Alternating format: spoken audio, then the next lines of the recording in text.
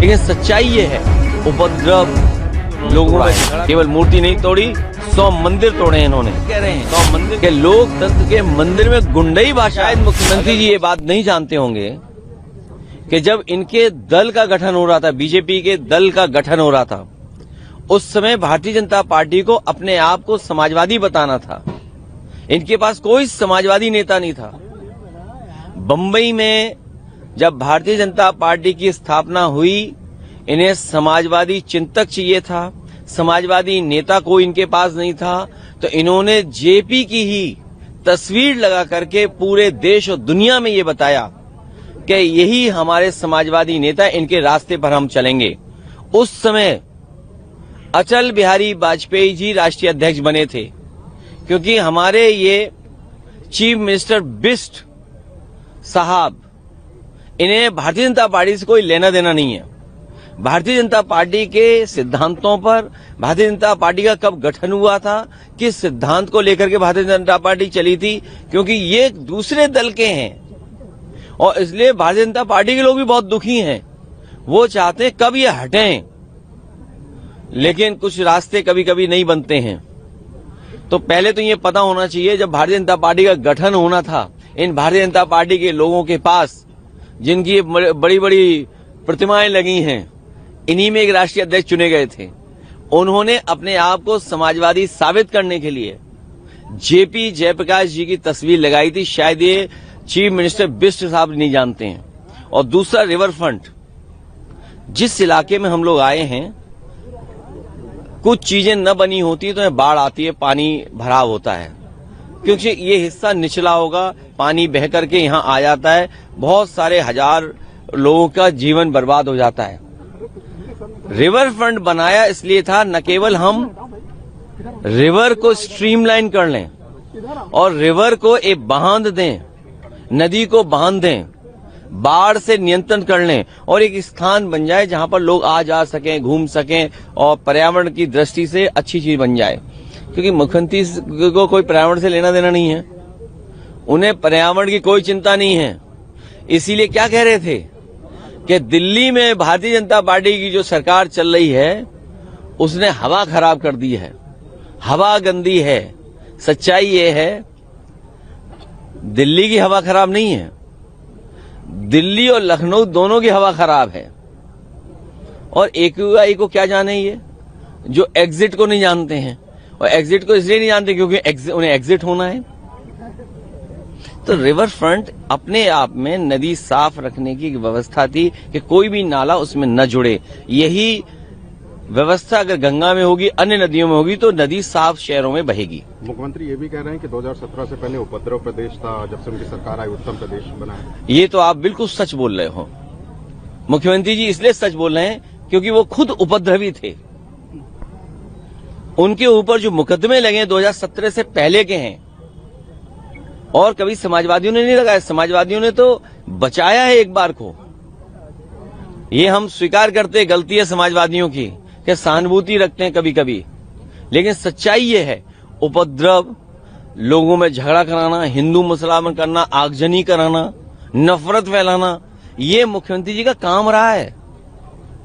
ये मुख्यमंत्री जी में धाराएं थीं, और ये मैं नहीं कह रहा हूं, हमारे देश के पूजनीय शंकराचार्य जी भी कह रहे हैं, और पूजनीय शंकराचार्य यहां तक कह रहे हैं कि लोकतंत्र के मंदिर में गुंडई भाषा अगर कोई इस्तेमाल कर रहा है तो यही हमारे चीफ मिनिस्टर बिष्ट साहब हैं। SIR को लेकर के कल आप लोग जा रहे हैं चुनाव आयोग? एक डेलीगेशन जाएगा विधायकों का, जो मिलेगा जाके फॉर्म 7 को लेकर के, और अज्ञात लोगों की तरफ से जो वोट कटवाए जा रहे हैं। ये अज्ञात लोग कौन हैं? ये अज्ञात लोग वही हैं जो अनरजिस्टर्ड संगीत साथियों से मिले हुए लोग हैं। शंकराचार्य जी को लेकर के एक बड़ा बयान दिया उन्होंने, कहा कि जो लोग पहले शंकराचार्यों पर लाठी चलवाते थे वो आज राम की बात करते हैं। ये किसने कहा? मुख्यमंत्री ने। फिर मैं कह रहा हूं, हमारे मुख्यमंत्री बिष्ट जी कुछ नहीं जानते। उस समय वो पूजनीय शंकराचार्य नहीं थे, और वो भी किसी गलत परिस्थितियों की वजह से, वो भी भारतीय जनता पार्टी के तांडव की वजह से, उस समय जो लॉ एंड ऑर्डर को व्यवस्थित करने के लिए घटना हुई थी, लेकिन उस घटना के बाद अगर कोई गलती हुई थी तो पूजनीय शंकराचार्य जी से हम लोगों ने क्षमा मांग ली थी, और गलती स्वीकार कर ली थी। पूजनीय शंकराचार्य जी का रथ इन्होंने धक्का मारा, गंगा में स्नान नहीं करने दिया। सोचिए, ये पौराणिक व्यवस्था जो थी, पौराणिक हमारे जो कार्यक्रम थे, जो हमारी आध्यात्म की त्रिवेणी है, धर्म को लेकर के बहुत आयोजन होते हैं, जिस त्रिवेणी पर हमारे लिए सबसे पवित्र स्थान है, वहां पर अगर किसी को अपमानित करने का किसी ने काम किया है तो यही बिना डिग्री के योगी जी ने एक हमारे पूजनीय शंकराचार्य का अपमान किया है। और मैं ही नहीं, इस देश के पूरे सनातनी और पूरे पीडीए के लोग पूजनीय शंकराचार्य का जिन्होंने अपमान किया है, उनको वोट के माध्यम से बाबा साहब भीमराव अम्बेडकर जी के अधिकारों से सबक सिखाने का काम करेंगे। मणिका घाट को लेकर के भी उन्होंने एक सवाल किया है, कहा कि जो मणिका घाट का वो विकास कर रहे हैं लेकिन समाजवादी पार्टी उसका विरोध कर रही है। ऐसा है, चीफ मिनिस्टर बिरज साहब उठ तो जाते हैं लेकिन होश में नहीं रहते हैं। उनसे गलती हुई है कि मणिकर्णिका घाट उन्होंने तोड़ दिया।